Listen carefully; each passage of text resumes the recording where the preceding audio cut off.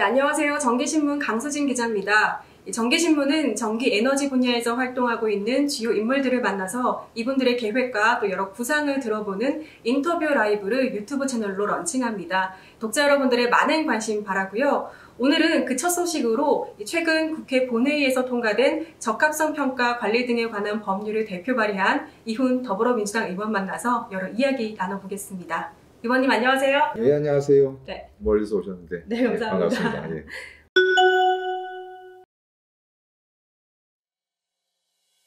이 제정안의 정식 명칭이 적합성 평가 관리 등에 관한 법률입니다. 예. 어떤 내용을 좀 담고 있을까요? 크게 세 가지 부분인데요. 하나는 그 시험 성적서 허위 발급 등 이 부정행위를 금지하기 위한 이제 규제하는 부분이 하나 있고요. 또 하나는 이게 이제 국제 공인 시험 인증 기관들이 있어요. 이게 그래야지 우리나라 제품을 여기서 이제 인증받으면 해외 따로 인증받지 않고 그냥 나갈 수 있기 때문에 그 인증 기관에 대해서 관리를 어떻게 할 것인지에 관한 부분이 있고, 또 하나는 앞으로 이제 4차 산업혁명 시대를 맞이해가지고 이런 시험 인증 기관 자체가 자체 역량도 좀 개발해야 됩니다.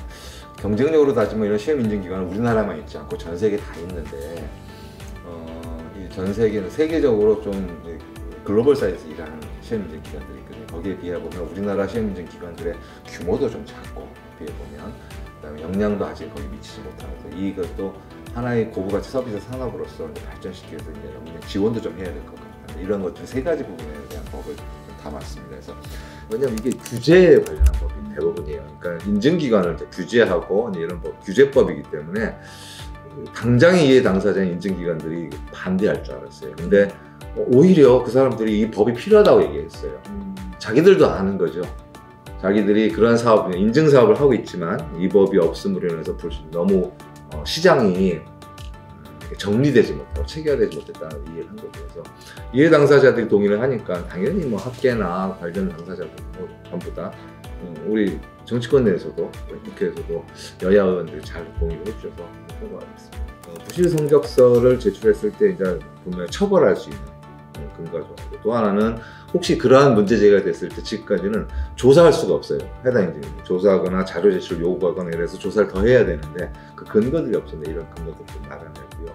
내용 중에 보면 그러한 시험 인증기관에 대한 관리를 해야 됩니다. 우리나라가 대부분 한 3,600개 되는데 그 중에 뭐 다수는 아니라 일부는 이제 국제 공인 인증기관 서로 간에 이제 그 자기들이 발행한 인증서를 상대국에서도 인증해 줄 수 있는 국제 공인 인증 코라스 업체들이 있거든요. 근데 이 업체들에 대한 관리할 수 있는 그러니까 수단이 없었어요. 그래서 이 수단도 마련해서 국제 공인 인증 기관으로서의 퀄리티를 계속 유지해주고 품질을 유지해주는 것들이 하나 있고, 그런 걸 따라서 인증 산업도 또 하나의 고부가치 서비스 산업으로서 이제 시장이 형성될 수 있다 저는 판단하고 있고요. 제가 한 37개 정도 법안을 발의한 것 같아요. 그 중에 제정안이 2개, 전부 개정안이 하나 정도 있었어요. 그래서 물론 개별 여러 가지 일부 개정안 법률안도 의미 있는 법들이 좀 있었는데 그중 하나가 이 의원의 적합성 평가에 관한 법이고요. 또 하나의 제정안이 이제 소상공인 생계형 적합업종 관련 법이 있어요. 중소기업 적합업종 제도라는 법률을 만들려고 했어요. 이러저러한 이유로 정부도 반대했었고 지금 현재 야당도 반대했어요. 거기에 심했는데 그럼에도 불구하고 중소기업 전체는 안 되더라도 최소한 소상공인들을 위한 법은 좀 있어야겠다 해서 좀 구분을 져서 생계형 적합업종 법률을 이제 따로 만들게 된 거죠. 그걸로 인해 가지고 급한 이제 소상공인들 들이 좀 많이 있는 업종에 대해서는 좀 법률로 보호하자라는 관점에서 시작했는데 반대도 심했고 설득하기도 좀 오래 걸렸는데 다행스럽게 제 임기 내에 잘 마련이 돼서 저는 되게 고맙게 생각하고 개인적으로 되게 뿌듯하게 생각하는 법이고요. 또 하나는 전부 개정안이 있는데 요거는 전환법이라고 있습니다. 본래는 가습기 살균제 등 이런 것 때문에 그 생활용품과 관련한 그 규제 수준이 전기용품 수준까지 끌어올린 법이었어요. 그러다 보니까 이 일상적인 생활용품 그 정도 수준의 규제를 안 해도 되는 용품까지 전부 다 규제를 세게 해놓으니까 그 관련 업종에 일하시는 공장이나 소상공인들이나 소공인들 이런 또 뭐 핸드메이드 하시는 분들 이런 분들이 너무 힘들어 하시는 거예요. 왜냐하면 전기용품 정도 수준에서 이 안정성을 검사받고 이러다 보니까 비용이 너무 많이 들어요. 그래서 이 전환법 때문에 우리 문 닫아야겠다는 이 업들이 너무 많아지더라고요. 이걸 이제 이해는 했는데 그런 문제 제기를 인정을 했는데 법을 수정하려고 하다 보니까 이해 당사자가 너무 많은 거예요. 이걸 일일이 그 이해관계를 조정을 해야 돼요. 그래서 처음에는 저도 이걸 할 수 있을까 생각했는데 일단 필요하니까 덤벼들었어요. 그 이해 당사자들 하나하나 만나서 확인하고 조정하고 하는데 시간이 좀 오래 걸렸어요. 그래도 무사히 잘 맞춰서 전부 개정이 통과돼서 지금은 이제 관련해가지고는 어쨌든 저는 그 법이 그래도 우리 소공인들 입장에서는 상당히 긍정적인 효과를 줍니다.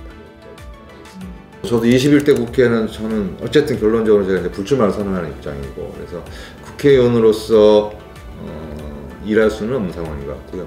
그래도 제가 4년 내내 우리 산자중기위원회에서 열심히 일을 해왔는데 그 분야에서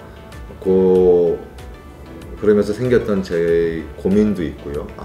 이런 부분도 좀 이렇게 바꿔나가야겠구나. 그리고 우리나라 경제, 특히 실물 경제와 관련해서 새롭게 도전해야 될 부분들이 좀 많고 특히나 에너지 부분대로 산업부문대로 중소기업은 중소기업대로 지금 각자 우리 국가가 된 비전들이 좀 있는 것 같아요. 저 개인적으로도 여기는 좀 넘어야 될 여러 가지 목표를 해야 될 비전도 좀 생긴 것 같고 그래서 제가 국회의원으로서는 아니지만 그렇지 않은 입장에서도 어쨌든 이런 공적인 입장에서 혹시라도 이 분야에서 일할 수 있는 기회가 있다면 관련 분야에서 열심히 일해보고 싶은 생각도 좀 있습니다.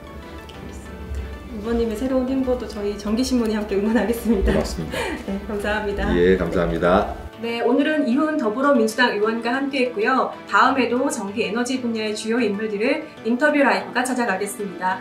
코로나19로 다들 어려운 시간을 보내고 있는데요. 모두 건강하시고요. 힘내시기 바랍니다. 그리고 인터뷰 라이브 많이 구독해주세요. 감사합니다. 많이 구독해주세요.